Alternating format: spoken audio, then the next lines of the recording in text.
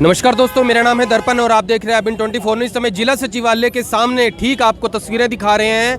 और कुछ दिन पहले एक मामला जो कि सेक्टर 14 के एक सरकारी कॉलेज का, जिसके अंदर एक युवक को चाकू मार दिया गया था, नाम गुरतेज था। और उसके बाद जो है यहाँ पर जिला सचिवालय में उन्हीं के परिवार के कुछ लोग पहुँचे हुए हैं, बात करने की कोशिश करते हैं। सर, क्या कुछ कहना चाहेंगे? मामला जिस तरीके से बताया गया था कि फ़ोटो खींचने को लेकर जो है आपस में युवकों की कोई लड़ाई होगी और उसके बाद जो है चाकू मार दिया गया, लेकिन मसला क्या है पूरा, जो कुछ बताना चाहेंगे सर? वाहगुरू जी का खालसा वाहगुरू जी की फतेह। पहली गल तो मैं कहांगा भी सानू कोई इस मसले का पता नहीं, फोटो खींचने क्या है क्या नहीं जी। सानू तो जो चाकू लग गया है, सानू 4 बजे फोन गया, असी 4 बजे पहुंचे हाँ, तो लड़का गंभीर हालत बाला जी दाखल से जी। क्यों सानू तो अपने लड़के की इको लड़का है, माँ प्यो का 2 भैनों ने 1 लड़का है। उन्होंने चाकू मारदा, कोई साड़ी दुश्मनी नहीं किसी नाल। की कालज बात हुई की है, केड़ा खालिस्तान है ना, अज तक असीं खालिस्तान की मंग की है ना, सानू पता है जी। आज क्या करने आए हैं? अज असीं आए हाँ कि जेड़े बंदे जिन्होंने चाकू मारिया है वो कुछ बंदे फड़े गए, कुछ बंदे जेड़े बंदे मेन बंदे ने वो बंदे फरार ने। अजे तक उन्होंने फड़ नहीं सकी पुलिस। असीं तो इस करके आए हैं एसपी साहब कोल कि उन्होंने बंदिਆਂ ਨੂੰ फड़िया जाए। तो उदों बाद उन्होंने फिर एक शरारत की भी किते कंधा ते लिख दिता गलत गल। असीं कहने भी उन्होंने बंदे फड़ो, जेड़ा बंदा लिखता है या नारा लाता है ना, असीं चैलेंज कर रहे हैं उन्होंने पकड़ के मारिया जाए। असीं भी प्रशासन के नाल आ। कितने लोगों को बता रहे हैं अभी पकड़े जा चुके? कितने लोग बता रहे हैं अभी? 6 लोग बता रहे हैं पकड़े गए। तो बाकी अभी जो मेन आदमी है ना वो है फरार। अच्छा। साड़ी तो एक ही मांग है, दोषियों फड़िया जाए, एक अंदर किया जाए। असी भी देखो, सब माँ बाप के बेटे आगे से ये काम ना हो, बस। वाहगुरू जी का खालसा वाहगुरू जी। यहाँ पर बात करने की कोशिश करेंगे, पूरा मामला आप ये जो बिल्कुल एक षड्यंत्र के तहत, साजिश के तहत ये काम चल रहा है। लड़कों की कोई किसी से दुश्मनी नहीं थी, पढ़ाई करने वाले लड़के हैं। लेकिन ये जब से 30 अप्रैल से शीशा तोड़ने वाली जो 13 सेक्टर मार्केट में घटना हुई थी जी जी जी, ये उसी से मिलती जुलती सारी घटनाएं हैं। 9 मई को इन्होंने फिर शहर में गुंडागर्दी की। उसके लिए हम एसपी साहब को यहाँ 100 आदमी इकट्ठे होकर हमें ज्ञापन दिया। लेकिन आज 24 जून 1.5 महीना गुजर जाने के बाद भी आज तक कुछ उस पर कार्रवाई नहीं हुई। इन्होंने खालिस्तान मुर्दाबाद, भिंडरावाला मुर्दाबाद और गोली मारो देश के गद्दारों को, गोली मारो सालों को, इन्होंने सिख कौम को टारगेट किया।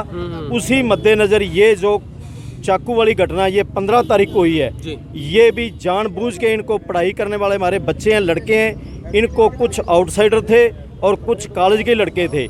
ये लास्ट डे था एग्ज़ाम से पहले, ये अपनी पढ़ाई के सिलसिले में जैसे आए हुए थे और अपने एक कज़न ब्रदर को साथ लेके, जिसको चाकू लगा है, अपने ड्यूज़ वगैरह क्लियर करना चाह रहे थे। तो कुछ लड़कों ने शराब पी हुई थी, इनको कंटीन के अंदर जानबूझ के टॉर्चर करने लगे।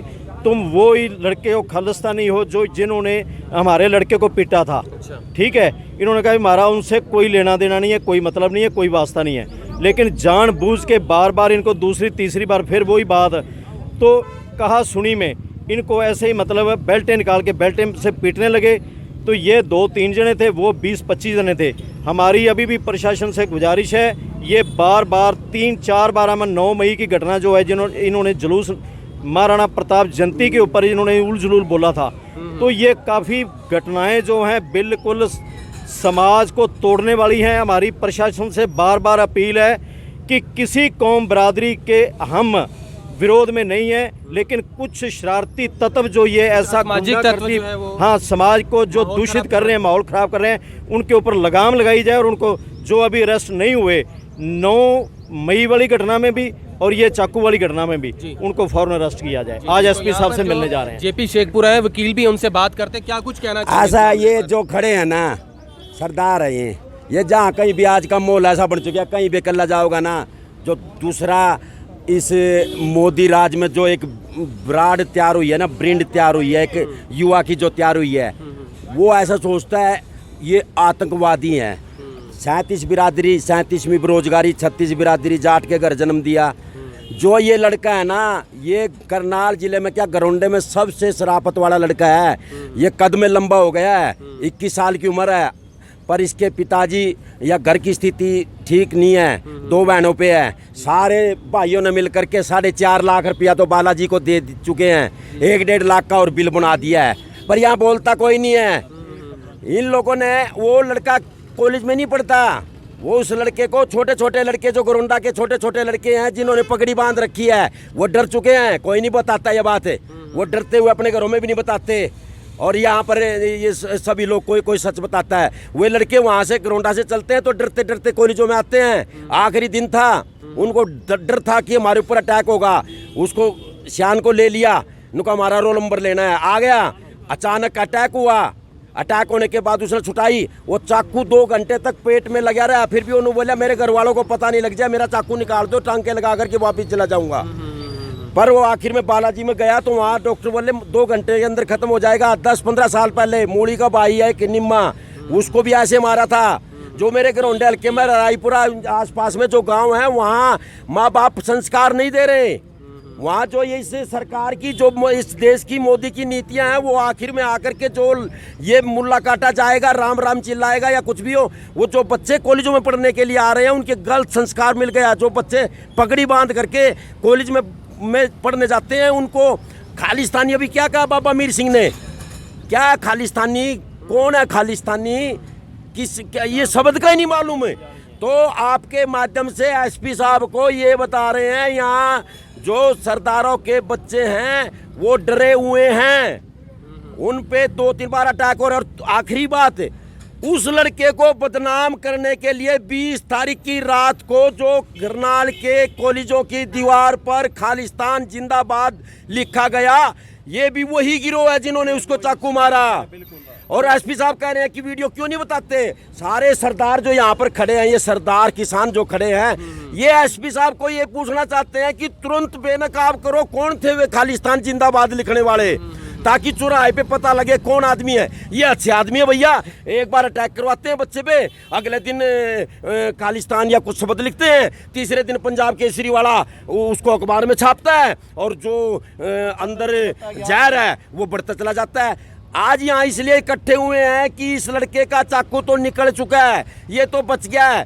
10 दिन बाद कोई और नौजवान लड़का चाकू का शिकार ना हो जाए, इसलिए एसपी साहब को 2 बातें पूछना चाहते हैं। सरगना को क्यों नहीं पकड़ा? दूसरी बात, खालिस्तान जिंदाबाद के नारे लगाने वाले कौन थे रात को, उसको आज ही मीडिया कॉन्फ्रेंस करके ये बताए कि कौन थे वे। यहाँ किसी सरदार तक, अरे ये हमारा करनाल जिला है, कुछ भी हो, कोई नहीं, ये लोग ये सरकार के आदमी लिखवाते हैं और अखबारों में अगले दिन खबर दिलवाते हैं, और ये आपस में जो इनका वोट बैंक होता है उसके तहत जहर फैलाते हैं। हमारा मेन मकसद ये है कि हमारा कोई बच्चा चाकू का शिकार ना हो। जी, ये चीज़ है। लोगों के खिलाफ जैसे एफआईआर दर्ज की गई है, यूपा केस लगाया गया है, कल को किसी सरदार भाई को, सिख समाज से जुड़े किसी नौजवान को उसमें नामजद करके ये चलान कर देंगे तो कौन है पूछने वाला? मैं कहता हूं कि क्यों नहीं अभी समय रहते हम ये डिमांड करते हैं कि वो जो दीवारों के ऊपर खालिस्तान नारे लगाए गए हैं, जिंदाबाद या मुर्दाबाद या जो भी है, उसको बेनकाब करें। एसपी साहब ने खुद मीडिया में जब पोस्ट डालते हुए ये कहा है कि उसमें वीडियो फुटेज से कई जो बातें जो सामने आई है, मिला है हमें कुछ ना कुछ, तो उनको जनतक क्यों नहीं करते, पता लगे भी वो लिखने वाले कौन है। और हमें कोई शक नहीं है, हमें तो 100% ये यकीन है कि जिस साजिश के तहत ये सारा काम चल रहा है, वो ही साजिशी लोग वो काम कर रहे हैं। और सिख कौम को ये टारगेट पे रख के ये पर्चा दर्ज जो अज्ञात लोगों के खिलाफ किया कि कल को ये चाकू वाली घटना को मदम करने के लिए बराबर में ये मतलब किसी सिख लड़कों के खिलाफ ही जो पर्चा दर्ज अज्ञात पे हुआ है उसमें डाल देंगे, और बाद में कहेंगे कि ठीक है तुम समझौता करो, हम तो मतलब इसमें गवाहियाँ अपनी डुबला के बाद में कहेंगे कि समझौता करो, इसके लिए बाध्य करेंगे। ये बातें बहुत बड़ा षड्यंत्र चल रहा है। एसपी साहब से मिलने जा रहे हैं। बिल्कुल, ये एसपी साहब से, और ये सारी बातों का न्याय हमें चाहिए। और बार बार हमारी पुरजोर अपील है सरकार से, प्रशासन से, कि सिख कौम के साथ ऐसा जो बिहेव किया जा रहा है ये मत किया जाए, हमें न्याय दिया जाए।